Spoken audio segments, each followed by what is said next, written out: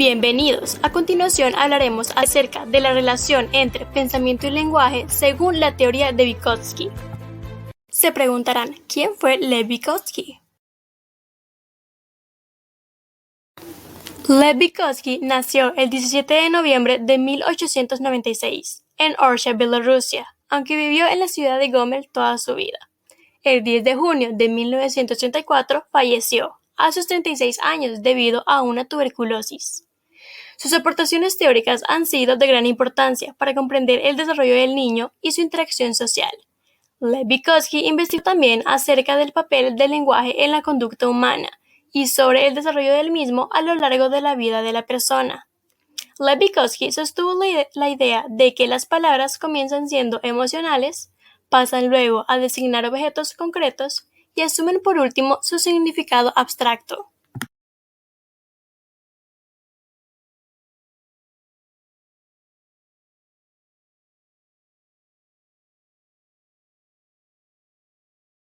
¿Cómo podemos definir globalmente al pensamiento y lenguaje? Según la definición teórica, el pensamiento es aquello que se trae a la realidad por medio de la actividad intelectual, y el lenguaje es la facultad de expresión y comunicación que tiene el ser humano. ¿Qué es pensamiento y lenguaje según la teoría de Lev Vygotsky? Lev Vygotsky plantea que el lenguaje determina el desarrollo del pensamiento y afirma que el lenguaje no depende necesariamente del desarrollo cognitivo, sino de la interacción con su medio. En el caso del pensamiento, Lev Vygotsky plantea que su desarrollo es debido a una construcción social. Es necesaria una interacción con el entorno. Luego se procesa a través del lenguaje egocéntrico y al final se obtiene un lenguaje interiorizado. El lenguaje interior surge debido a la relación entre lenguaje y pensamiento.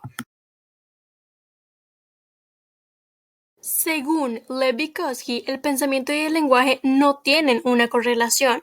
Ambos conceptos son funciones mentales superiores, pero con diferentes raíces genéticas, aunque se desarrollan en una continua influencia recíproca. Lev Vygotsky rescata la idea de que la participación infantil en actividades culturales bajo la guía de compañeros más capaces permite al niño interiorizar los instrumentos necesarios para pensar y acercarse a la resolución de algún problema, de un modo más maduro que el que pondría en práctica si actuara por sí solo. ¿Qué tan importante es el lenguaje para Vygotsky?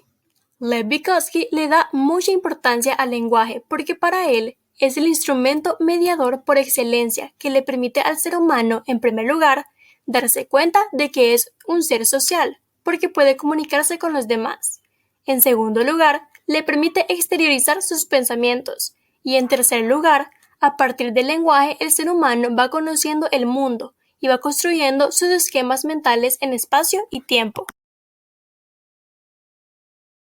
Ahora hablemos un poco sobre el habla privada de los niños según Lev Vygotsky.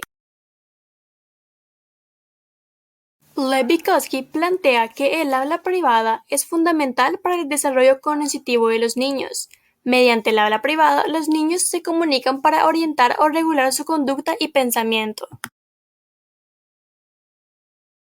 Los niños pasan del habla privada al habla interna. Y en el habla interna, los niños utilizan el lenguaje para cumplir actividades cognitivas.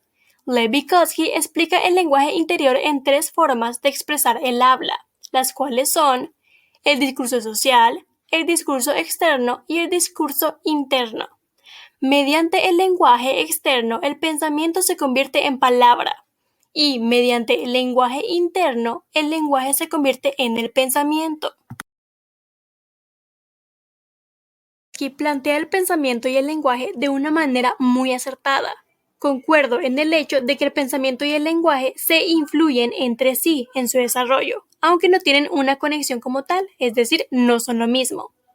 Aunque no estoy de acuerdo en un aspecto de su teoría, Lev Vygotsky afirma que el lenguaje no depende necesariamente del desarrollo cognitivo, sino de la interacción con su medio. Y yo opino que el desarrollo cognitivo sí influye bastante, de la misma manera de la cual la interacción social influye.